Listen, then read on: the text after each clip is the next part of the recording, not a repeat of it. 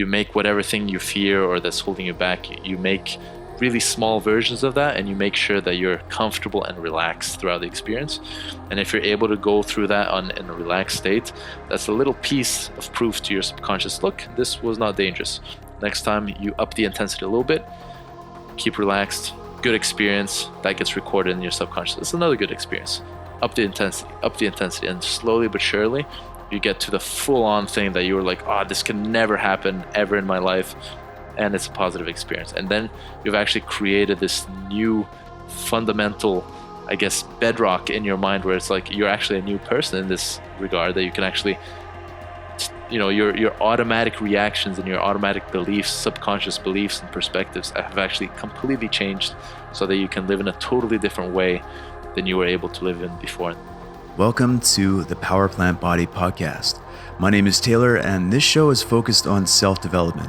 I found in my own life, as well as the lives of my clients that I've worked with, that it's human nature to focus on goals in one area of life, or maybe two areas of life if you're lucky, to the detriment of the other areas of your life. For this reason, there's a tool that I use with my clients called the Goal Wheel that is specifically designed to shed light on how you might be preventing yourself from living the fullest life possible.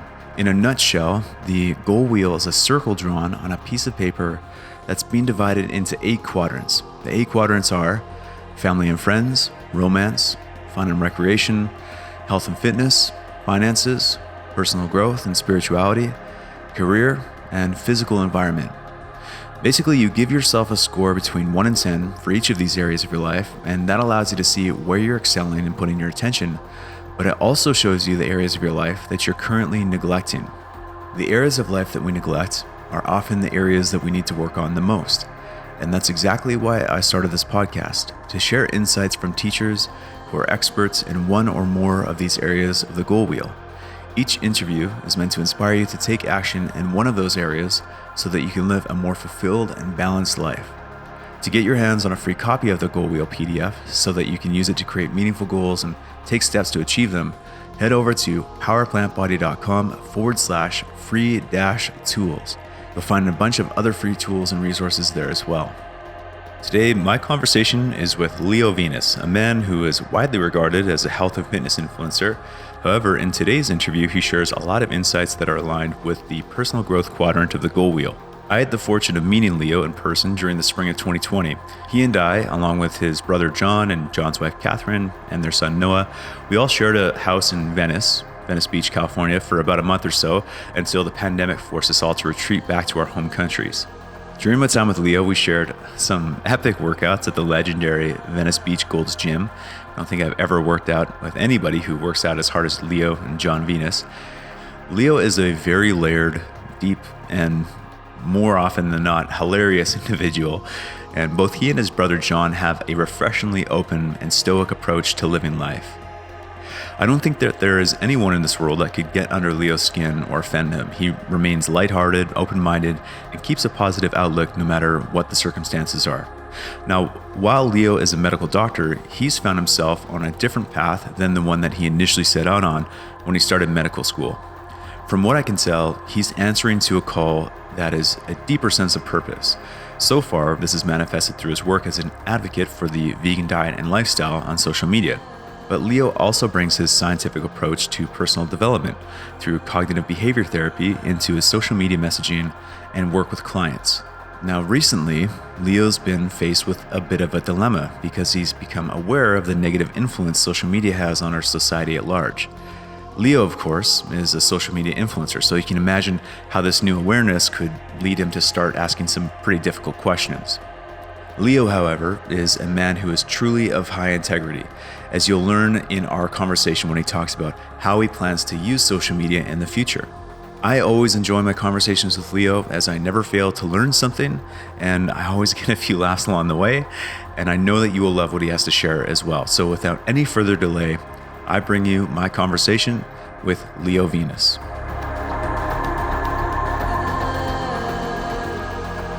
Okay, well, Leo, I know you fairly well. We got a chance to hang out last spring and summer for a bit in LA, and and got to work out. Some of the best workouts of my life were with you at Gold's Gym before they shut it down. Oh man, that was so epic.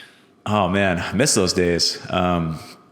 So I'm interested. There's a whole bunch of things that I want to speak with you about today, because there's been a bunch of changes in the world. There's been a bunch of changes in the things that you're doing.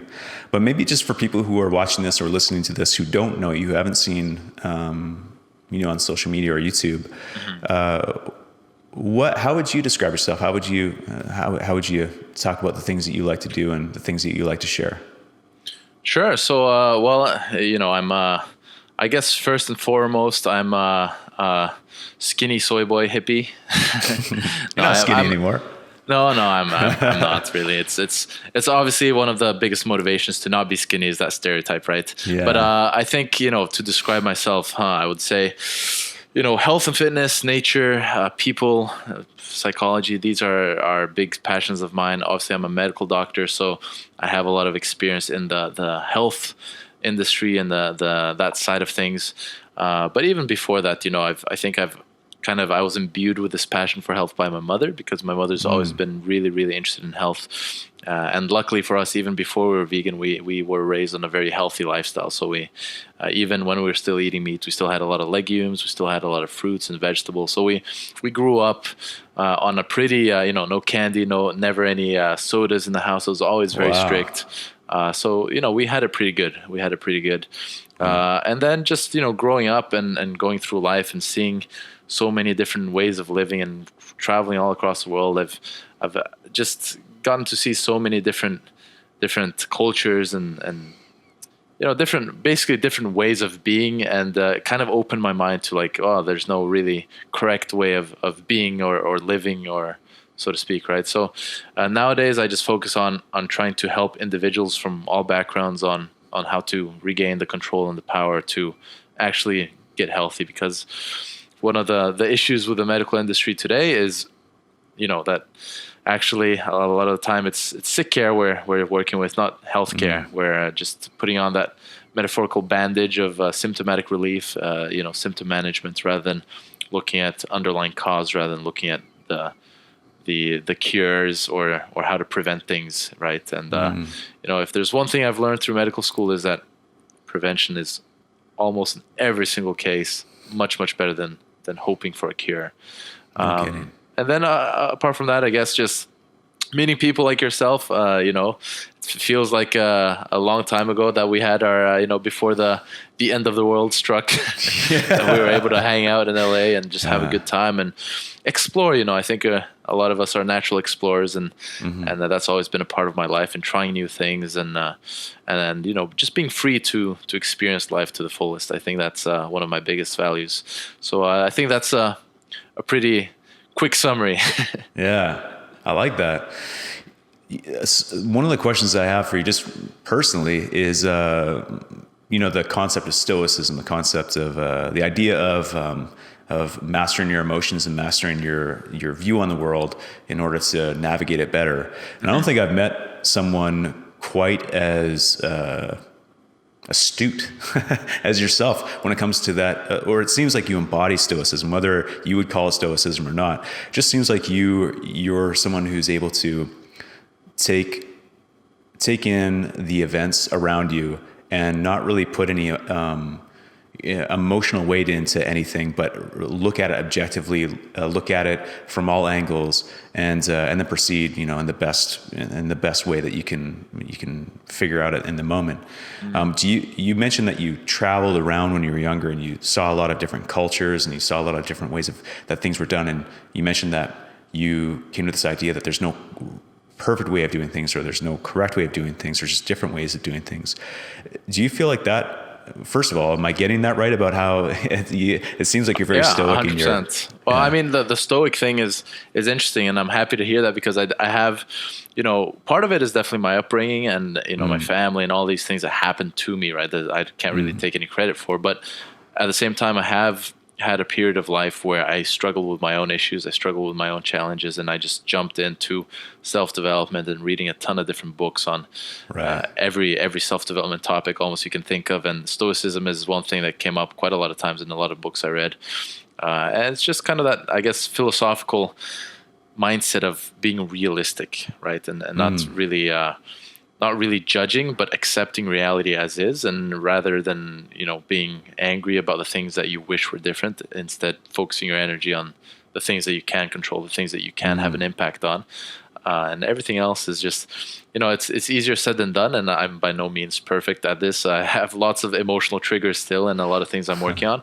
But I think one of the things when you get really into self-development is you open the doors to seeing how much a human being is capable of change from not just skills or knowledge or these kind of more external tangible things, but more even your personality, right? Like your emotional reactions, your automatic habits, and how you interact with your environment changes drastically.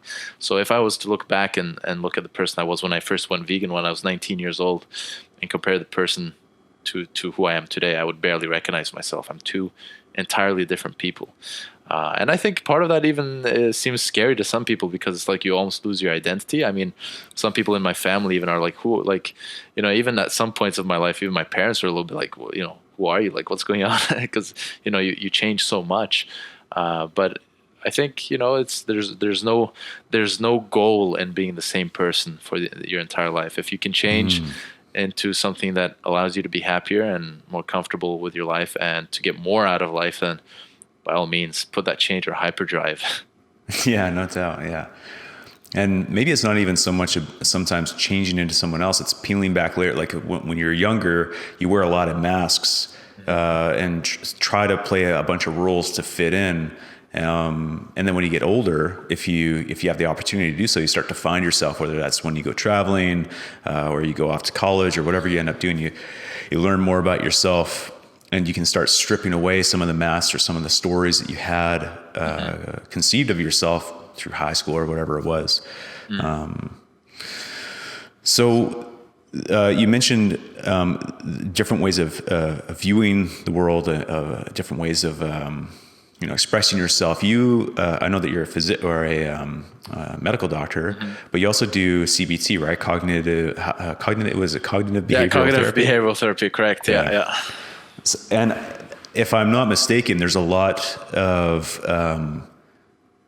shifting mindset or shifting perspectives done with that. Or actually, how would you describe or how would you define CBT? Yeah, so that's a great question. I'm just, to put it out there, I've moved a little bit away from the medical industry now. I'm not actually practicing as a physician, but I do help people with a lot of my medical knowledge. And CBT is one of the most powerful tools in the medical industry for changing the psychology and the behaviors that are associated with psychology. So CBT, basically what you're looking at is the interaction between thoughts, emotions, and actions, basically. It's right.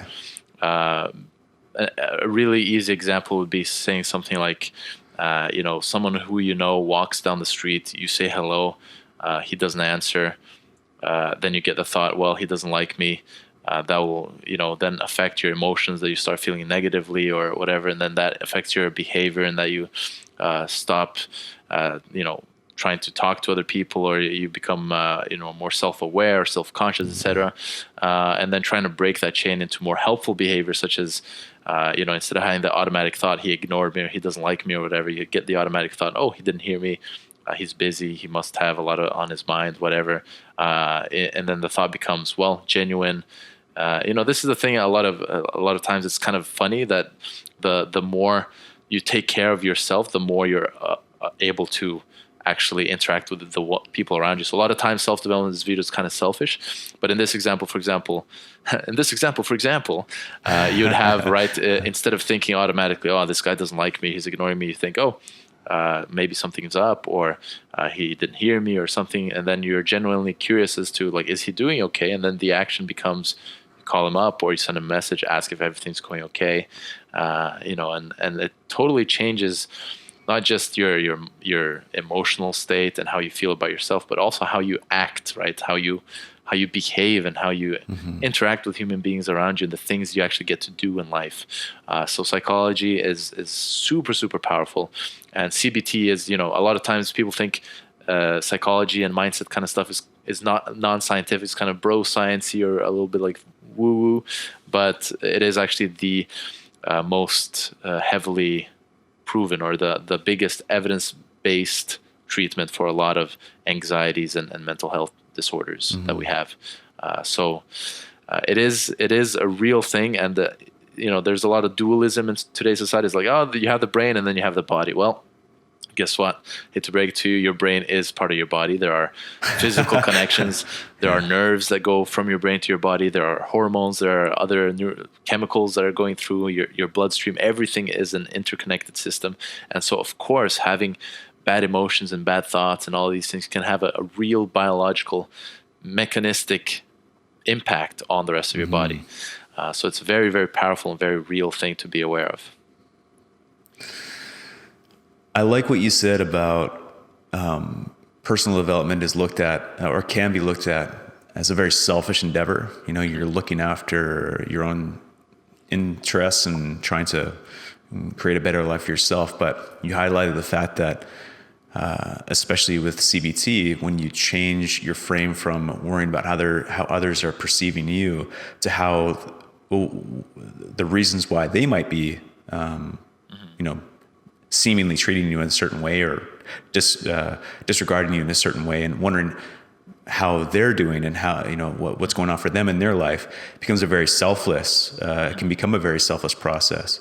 I don't know how the quote goes. I always screw up my quotes, but the quote is something like, there's so many quotes and I never get any of them right. But it's the idea is something like, you can never make yourself so sick you can make someone else well. And this idea that if you're focusing on how someone else is treating you in a negative way, or if you're basically focusing on all the negative things, all the negative responses that you're getting from the people around you, rather than refocusing your attention on, well, how is it that they're doing? How is it that maybe what's going on for their life? It can do wonders for your relationships, your interpersonal relationships, and help you bring others up from maybe the depths that they're in at the same time. Exactly. And that's, it's for me, once I started taking a lot more time to work on myself, I've never had better connections with people around me, right? It's the trick is taking the focus off of yourself, really, because even when you're trying to kind of pander to others or just worry about what everyone else is thinking, in the end, the focus is actually on you. Whereas when you start being okay with those interactions, you start being very comfortable with who you are, and you start getting very anchored in your identity, or if you will, or even if you don't really try to have an identity, but you know your place and your value, and you accept how things are. You don't have this inner fight, this inner conflict. Then your focus can then shift to the people around you. And the only way to get to truly connect with people and to get a really good relationship with someone and to even help someone on a deeper level is to really, really be focused on that person. So it's a huge difference. And I think we'll probably talk about this, but social media is one of these areas where a lot of times we're spending so much time on these platforms where we're thinking it's a social media, but it's paradoxically we're being very unsocial, and a lot of times we actually lose some of these skills and capabilities of connecting on a deeper level with other people. And actually parts of these media is actually creating this inner void or making us doubt ourselves more. But just in terms of the CBT, I know I'm going back a little bit, but I just want to elaborate a little bit on the things, because people might say, oh, CBT, that sounds good, it works. But some of the things that are actually used in CBT, which people can use on an everyday basis, are things like affirmations and visualization. This is where you're creating like thoughts, you're creating scenarios in your mind, you're creating a new version in your head. And just like fears cause real symptoms. Fears can make your heart beat quick.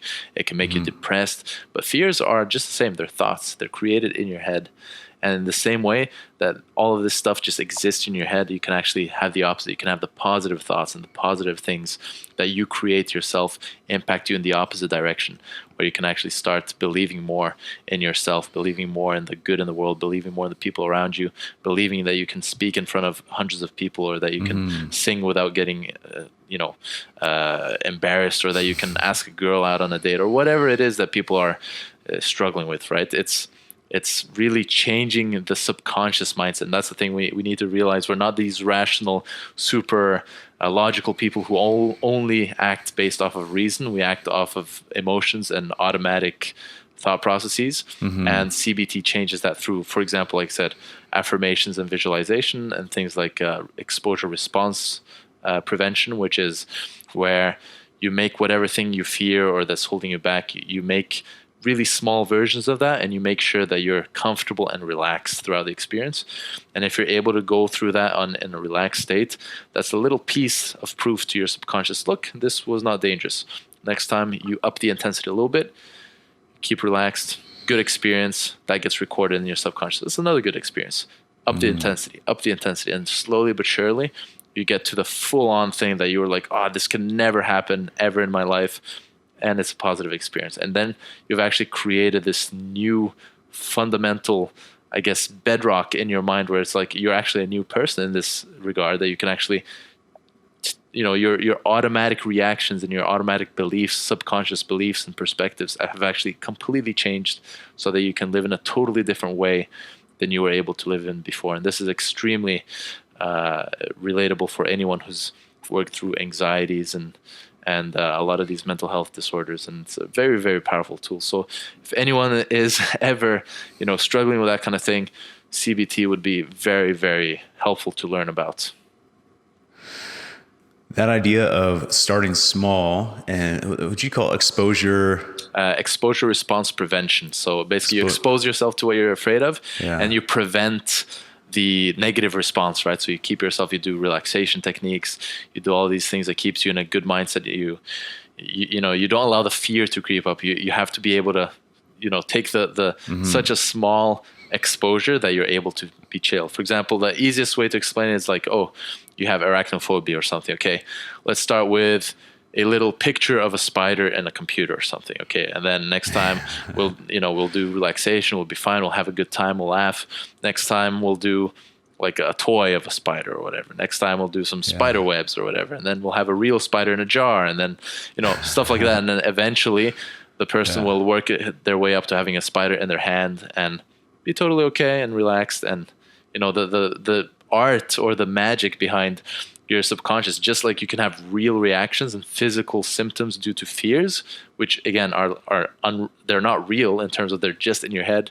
The subconscious mind can't make a difference between what's real and what's in your head. So if you put really positive things in your mind and you repeat it and you give them the thought proof, right, the experiential proof as well, over various times, then you form essentially a new reality in your automatic emotional being as well. And again, sounds like I'm talking like all this like non-scientific stuff.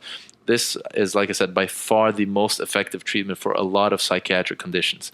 So this is researched. There's a lot of science behind it, and more importantly, it works. I believe it. There's as you spoke about that method of getting over these, whether they're phobias of spiders or whatever, like fears of public speaking, whatever it is.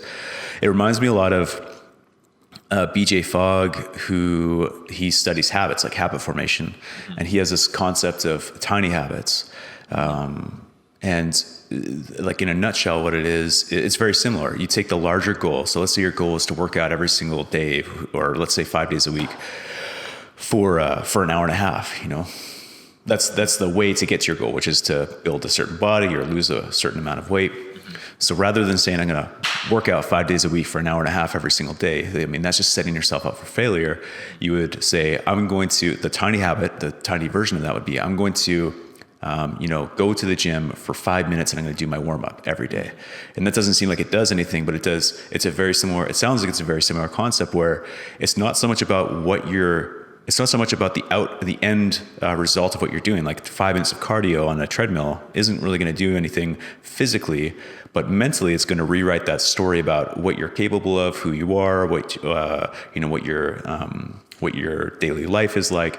And in this case, what frightens you, or what you can overpower with your mental ability. And the opposite of that sounds like it's also true. If you say instead of going to the gym for 5 minutes, you do say, I'm going to go to the gym every single day for an hour and a half, and then you just inevitably fail. You've just doubled down on that story you tell yourself of what you can or can't do. Is it the same with this concept of, I'm going to get it wrong, but the exposure? Yeah, exposure response prevention. Yeah. Exposure response prevention. Would you say it's a similar case where you can, Absolutely, yeah. It's the small incremental steps that make it possible, right? You never cure someone of fear of speaking by saying, you know what, go out there in front of 1,000 people and speak. It doesn't work. I mean, who knows? Maybe if you do it enough times and there's a crowd that would be patient enough to see you fail 100 times, and then you see well, I failed 100 times. I'm not dead. It's not a big deal really. And then your subconscious starts being there's only so many times you can have an extreme anxious response to something before your body is you're okay, but again, you might not have a speaking career after 100 failures like that. No. But that's the thing, though, right? It's really the most important thing is that you're able to stay relaxed during the incremental. If you're super scared every time and then you go to the next one, you're more scared, and then you go to you're not really teaching your subconscious to be relaxed. So you have to start with something that you're actually comfortable with, and then go up. It's a little bit different, I guess. One of these things we're talking about, like emotional fears, whereas the other one is maybe more on it's also emotional, but motivation and reaching your goals. But it's very there's definitely big parallels for sure. This might be a really good segue into social media, because this incremental exposure to get over a certain mental hurdle, right? You recently had a video. You recently put out a video on YouTube about your thoughts on social media. Your direction with social media, which I'd love to hear more about. But as you're saying exposure therapy, I'm also thinking about myself and countless others to expose themselves on a regular basis, scrolling through Instagram, scrolling through Facebook, or wherever they're whatever platform they're on, and continually exposing themselves to images or videos that maybe motivate them in certain ways, but could possibly also solidify this negative vision that they have of themselves, because they're not this person, or they're not living the same life that these people are seemingly living on Instagram. What are your thoughts on social media right now? How did you come to them? Because I know they've changed recently. And where are you taking your message next? Yeah, so I mean, it's a difficult one. This one, I've been avoiding. I've heard of a lot of these problems before, and social. There's a documentary called The Social Dilemma that I kind of knew about for a while, but I just been putting it off because I knew it wasn't going to be one that I like to see. Given that I do work a lot with social media, so it's kind of just putting it off. And I said, okay, no, let's actually watch it. And everything makes sense. It's just very eye-opening, and then you look into the information and that it gets presented, and you look a little bit deeper into it. You look at the statistics of how much anxiety disorders have been increasing all over the world, and how younger and younger kids are getting affected. And the thing about social media, it's not just the kind of igniting some sort of insecurity through comparison to people who are quote unquote better than you. It's also just a physical impact of being in front of a screen for such a long time and not actually speaking to people, and just giving so much of your life. It's it's an unhealthy habit. It really is. And a lot of times can also almost become a behavioral addiction, right? Where people are spending hours and hours and hours and hours every day just getting that dopamine rush without actually going out there, doing things that improve their health, doing things that actually really make them happier on the long term, that create connections, that create relationships. People are basically losing part of their lives, essentially. I think that's the saddest part, is a lot of people are, through the sheer, the sheer usefulness and the accessibility and the ease of access to social media and all the services that are provided. There's so many good things about technology and social media platforms. It's not all bad, there's so many good things. And through the lure of this beautiful service that is provided to us, all of these opportunities, we just get sucked in. And then we don't even notice a lot of these really, really bad side effects. And then there's also the societal aspect, right? Where you have, these are essentially businesses, and like any other business, their goal is to make their shareholders and their owners as much money as possible. It's not about helping us get better or healthy or anything like that. And the business model is essentially to get you somehow to spend as much time as possible so that they can show you ads, which will, like any other marketing, slowly but surely insinuate their way into your behavioral, your behavioral pattern and some of your subconscious belief systems as well. So this is the thing about influences. They're all around us. If you don't take control of the influences going in, you will be influenced regardless. The difference is, are you going to actually decide what influence is going in, or are you going to let it happen by default and take the chance on basically the rest of your life?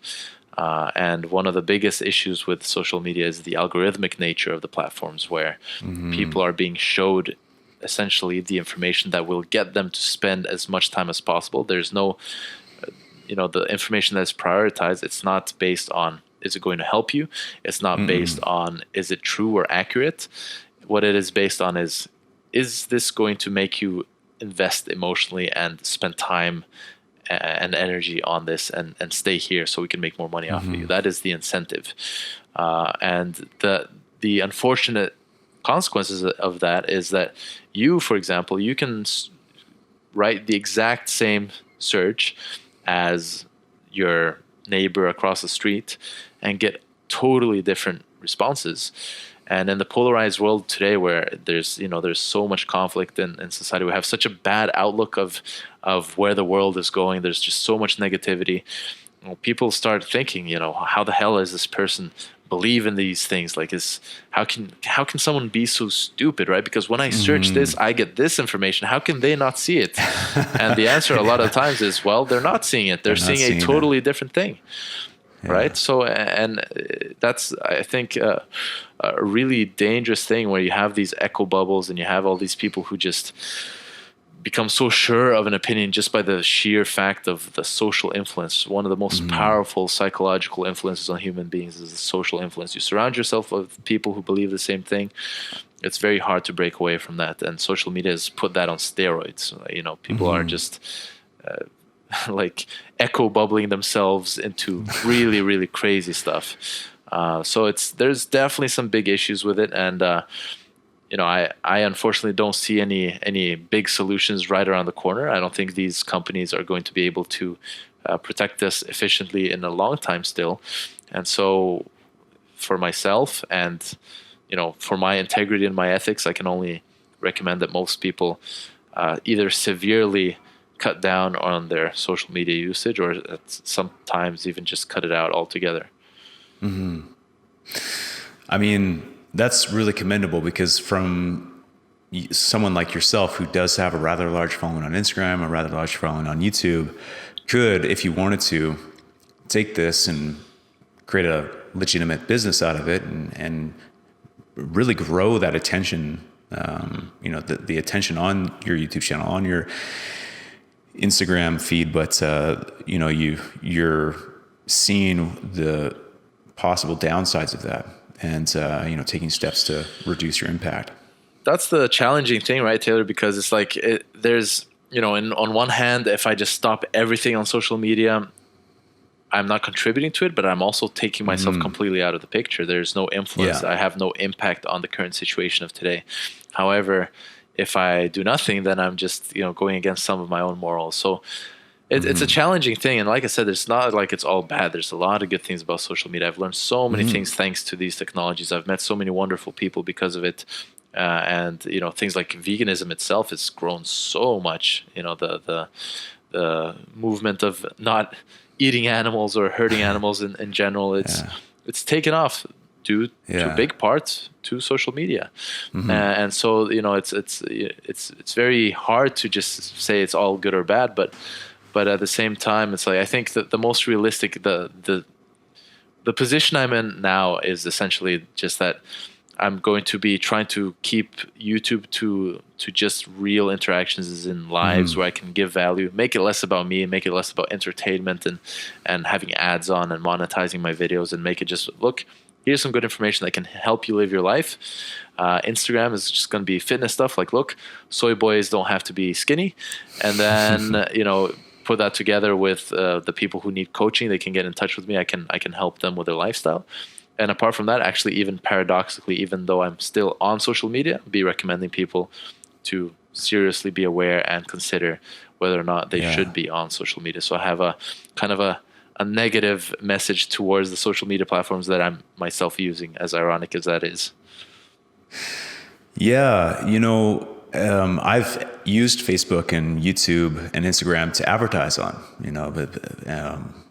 use it as an advertising platform for coaching and personal training and whatnot. So I've seen what you're able to, behind the curtain. A lot of people have seen behind the curtain of what is it that Facebook and Google are taking as data points on people in order to, advertise or allow advertise to get their message in front of people. And I think in the Social Dilemma, they said this too, but if a service is free, then you're the product. I think that's what they said. And it's really true. If you've ever been on Facebook Ads Manager, which is the software that you use to deliver ads on Facebook and Instagram, and there are other media outlets, and same with Google has their platform.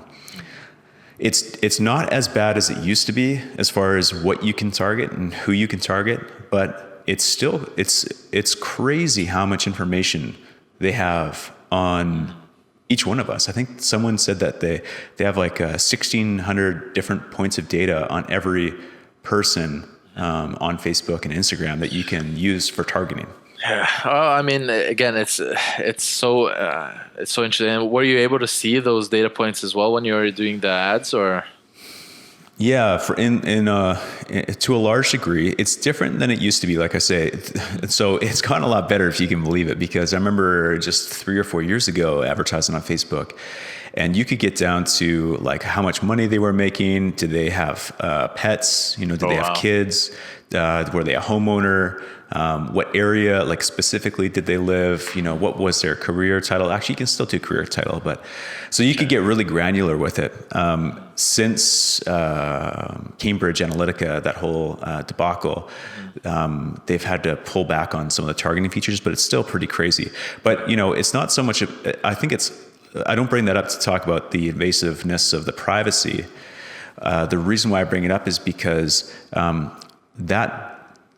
when you're using those data to target specific individuals, like you say, like it becomes it's an echo chamber. It's very polarized. So you are targeting people in such a way that you're continuing the narrative that they're seeing. Like you're fitting into the narrative that they're seeing. You're just becoming another part of the narrative that they're seeing in, whether it's Facebook, YouTube, or Instagram or whatever. I remember this is like a couple months ago, I was on Instagram, and I remember scrolling through Instagram and being like, this is, I don't know why I'm saying this, but I feel like I need to. I was just sick and tired of seeing butts, like sick and tired of seeing like girls in bikinis. I was like, I can't handle this anymore, You can't get sick of that. What are you saying? Well, no, it's just too much. And I was thinking to myself, like, I'm spending too much time on Instagram, and this is the thing that's keeping me here. So I remember like proactively going and searching surfing and searching like puppies and stuff. And then just like making sure that I would watch every surf video, or like keep my phone on a surf video for a long period of time, keep my phone on a puppy for a long period of time. And like over the span of 2 days, the algorithm changed. There was no more butts. there are no more butts. It was just puppies and surfing videos. And I was like, hey, that you can hack the matrix here. Nice. Yeah. You manipulated the manipulator. Yeah. Yeah. That's really cool. But it just goes to show that that mechanism exists. They are going to show you what you spend the most time on. So on YouTube, YouTube's probably the worst offender, because when people go on YouTube for videos, they're usually investing upwards of 8 to 10 to 12 minutes for a specific topic of a video, and often in the climate that we're in right now, that's political in nature or societal in nature. And if YouTube recognizes that you're watching the whole video, you've got in front of all of the advertisers for that video, they're going to show you a video that is very similar and continues that narrative. And they have no political, well, I shouldn't say they have no political agenda, but for their advertising purposes, they'll show you left, they'll show you right, they'll show you centralism, whatever it is, that they don't care. What they care about is you spend as much time on the platform as possible. Yeah. And that's exactly why you have all these scandals, right? Like you have, crime sprees and all, like even genocides and discrimination and all these kind of things that are related to how these social media platforms fail to safeguard this mechanism and this kind of echo chamber danger that exists in the society today, right? And it just, again, it goes to show, like, every person I know who's worked in Facebook or has worked in these companies, and the same in the documentary is all people who have worked there as well. But I even personally know a few people. Like, there's a friend of mine who worked for Facebook a long time. His Facebook profile is like an acronym. He says he lives in Barcelona, even though he lives in Ireland. He doesn't have his job, his work, like his university. He has like almost no pictures. And I'm like, what the hell? Like, why? And he's like, dude, I worked for Facebook. I know what they do.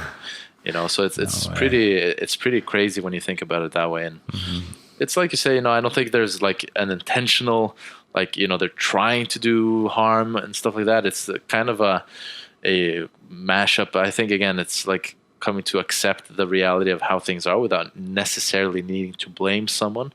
I think there's a very judgmental society we live in today, where every bad thing needs to be blamed on someone. Yeah. Somebody has to be to blame, right? There's always someone has to take responsibility. But again, realistically, when we're going to align ourselves with reality, as it's so important for your own well-being, but also to function in society, is to be realistic about the fact that a lot of these things are very complex. There's a lot of shades of gray, even more than 50 of them.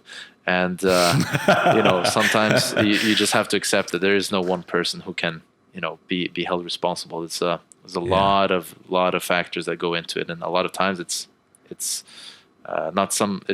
unintentional even. So what do you feel? You mentioned that you're going to be spending the time that you do spend on social media, you're going to be using it as a way to engage authentically with people in real time, to make it more about sharing insights that you have that can possibly help them on their own journey, whether it's through fitness or through personal development. What recommendations do you give for people who are starting to realize that this might be negatively affecting them, but they're not really sure what steps they can take to pull back or do something differently? Yeah, I mean, I think it depends. Again, like with anything, I'm sure you work the same way, but with anything where you're talking to people, there's always differences, right? Everyone's problem has a unique profile. You have to kind of see exactly what it is that they're struggling with and to give them any meaningful advice. But when it comes to social media in general, I think you have to really just be aware and reflect over how much time are you using on it, how much of an addictive property does it have on you, how much of a hold does it have on your life? Are you stopping other things in your life that you want to be doing because of this?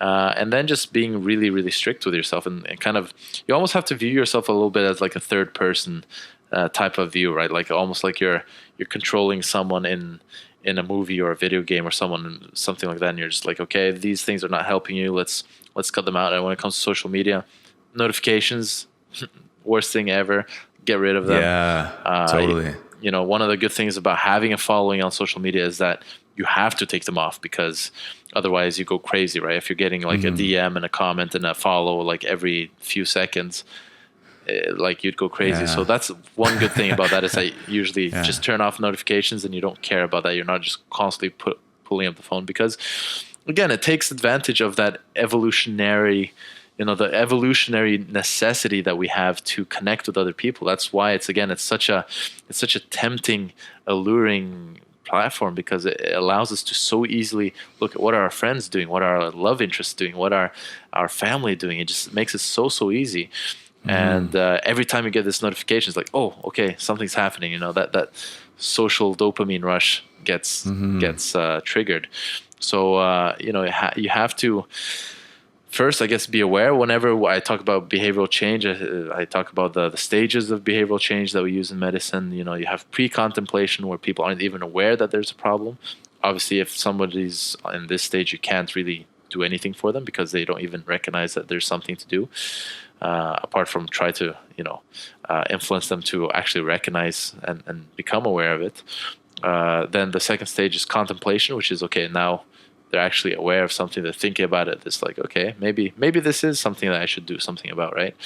Then you have the planning, which is, okay, you decide to do something. Now you want to put a plan of action. And then there's the actual action stage, which is where you're putting in the work, is where the changes happen.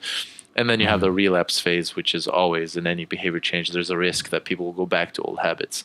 And so it's recognizing where people are along that, and seeing what specific things might work best for them to, be able to progress to where they want to be, and avoid the pitfalls and the relapses. Because, it's like anything in life. People who are miserable, or people who are angry, or people who are criminals, or people who are, doing anything against their own best interests, or people who have really scientifically incorrect opinions or beliefs, they're not doing it on purpose. Like, nobody wants to hurt themselves or be wrong, et cetera, right? So I think every single problem that we have in society today, whether it be interrelational, whether it be interpersonal, or whether it be societal problems, whether it be problems with crime or politics or whatever it is, it comes from a lack of understanding.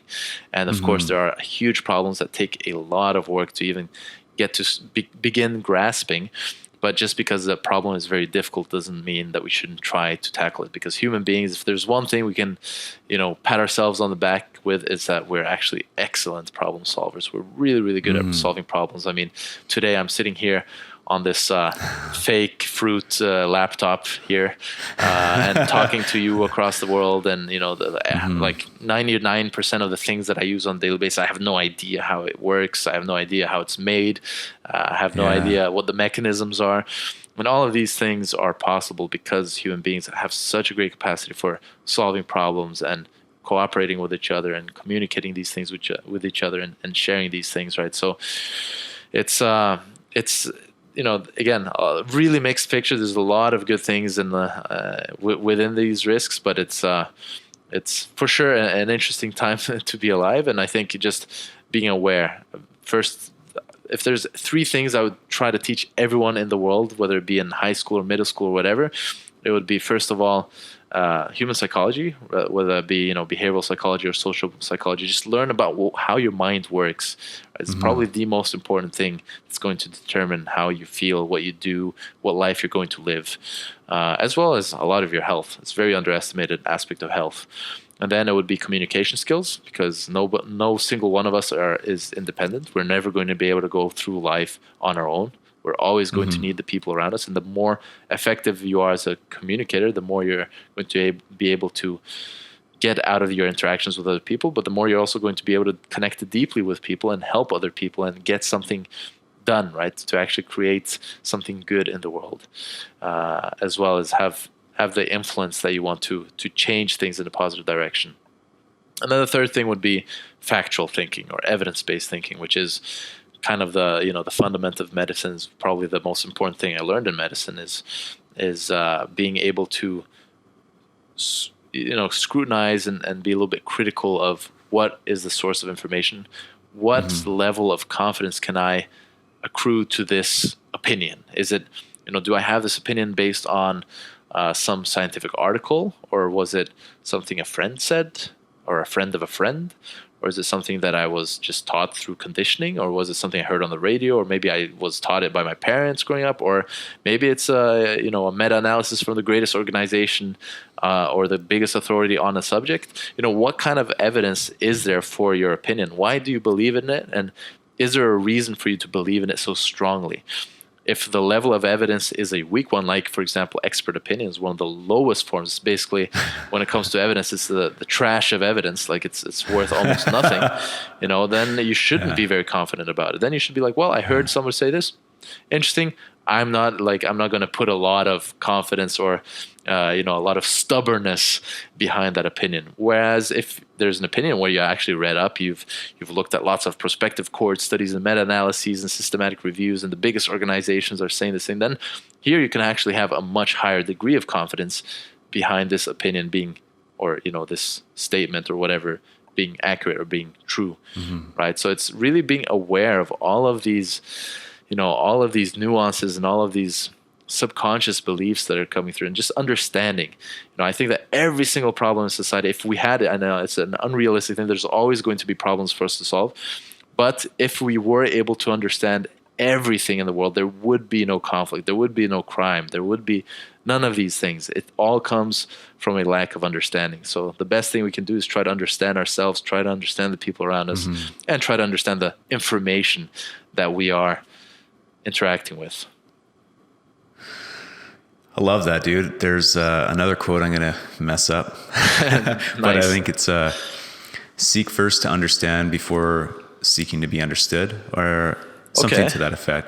Nice. So like you say, trying to understand, where is this evidence coming from? Why do I believe so strongly in it? Does my strength in my belief in this match up with where this evidence fits in the hierarchy of evidence? And if it doesn't, then why do I believe so strongly in it? What is it? What is it doing for me to serve my own my own interests versus the interests of how life might actually operate? Exactly. Yeah. That's a good one. Yeah. And it's again, when you look at how people communicate, so everyone's in a rush to get their point across, to be heard, to be understood. And it's the same in sales and in marketing. Like the most efficient salespeople in the world, and the biggest, the greatest, the most successful influencers out there, I'm not talking about social media, I'm talking about like people who actually instigate and motivate change in people and the real interactions they have, are people who actually speak less, listen more, understand well, and connect deeper with people. The people who are just spewing out stuff are usually the people who get the worst results. So it's quite it's quite ironic and surprising to a lot of people that the best, for example, in sales, that has a stereotype of being this person who just like blah blah blah blah blah, go over everything, just talk over everyone. But the best salespeople are usually the people who don't talk that much, and they're a lot better at listening and asking good questions and leading a conversation in a meaningful direction. Yeah, man, that's there's a book I read recently on psychology, actually, and the author was saying that if you repress your shadow, or if you don't bring your shadow to the surface and work on it, essentially, then what will happen is you'll project the negative qualities of your shadow onto other people. So, for instance, at the very beginning of our conversation, we were talking about that person who didn't feel like they were heard by the other person, and then they start to project all of these negative qualities on the person. They look at them a certain way because of how they feel about the interaction, how they felt the interaction went from their side of things. But those are all projections. But if we take a step back, and going back to the idea of seek first to understand before being understood, understanding what might be going on for them, and seeing it from their perspective, or trying to come up with some understanding about how they might be navigating life. Yeah. And it's been my experience that when you can start to empathize with other people and start to ask questions about how they're going through life, the more you start to understand about yourself as well. Because I don't know if this is correct or not, but it just seems to make sense to me, is those initial projections that you made on someone about how an interaction went, when you start to uncover that that's likely not the scenario for that person, from their perspective or in their reality, you can start to understand more about yourself. Why was it that I made those assumptions about that person? What does that say about me? Why am I insecure about this area of my life? And where does that come from? So understanding someone else in a more authentic way from their vantage point, comparatively to how you initially perceived their reactions or initially perceived the way that they interacted with you, can, in my estimation, start to help you understand more about yourself, understand more about the projections that you're making on to other people in the world around you. Yeah, 100% agree with that. And I think the reflective part of it, that's what's the most important here. Is it's all good and well to listen to this and think, okay, these are good things, these are bad things, but like, how do you actually implement it to your life? How can you actually reflect and notice these things that may not be helping you in your life, right? And I think, again, just getting to understand yourself and others and getting that knowledge is so important. I think, when it comes to psychology, one of the biggest recommendations I can give anyone is just, even in Wikipedia or Google cognitive distortions, look that up.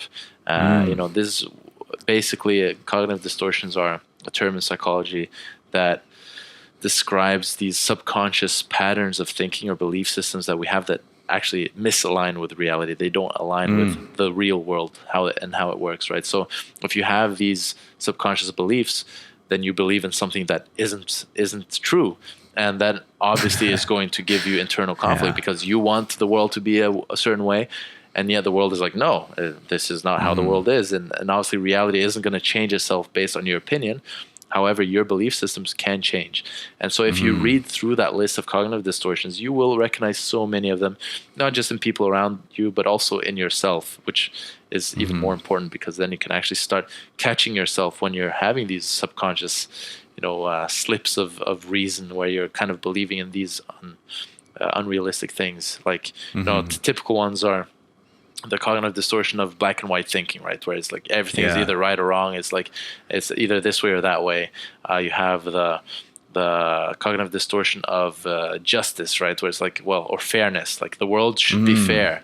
Well, there's nothing wrong with trying to make things more fair, but the world and nature around us is unfair by default. Every single one of us will have some unfair advantage or disadvantage based on just the way the world is. That's part of the natural existence of our planet and the life that exists on it, right? So to go around expecting everything to be fair and then getting really pissed off every time something's unfair, you're just setting yourself up for misery and pain and social stress or psychological stress.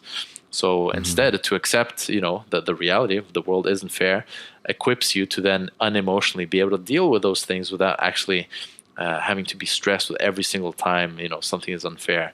And there's just so many of them. There's the magnification and minimization, where we tend to magnify our errors and minimize our accomplishments. And these things can keep us in a suppressed or a depressed state of mind where we have a lower self-esteem, etc. There's so many things, but it's super useful to have this knowledge and then to be reflective and see, where am I going wrong, and maybe even implement some of those CBT things to start getting yourself slowly in the right direction. That's actually what I was going to say was not to shamelessly self-promote here, but one of the best things you could probably do if to get beyond those mindsets is to have a coach, is to have someone who can help you with CBT. So, and I know that's something that you do, right? You do take on clients from time to time. Absolutely. Not too many, but I know that you do take on clients for CBT. Yeah. Very few actually now, because I really try to keep it the quality extremely high and really spend a lot of time with every person. Which is totally fair. Yeah, instead of like just kind of doing as many people as possible. But no, it's really great. And again, when you see real lives changing right in front of you, and people, feeling happier and feeling more empowered and feeling like they're more in control of their lives, it's can't really ask for a more, no kidding. A more rewarding work than that, really. So how do you? So if someone wanted to. Well, first of all, they can check you out on YouTube and Instagram, although it'll be a little bit different now with, posts being more directed.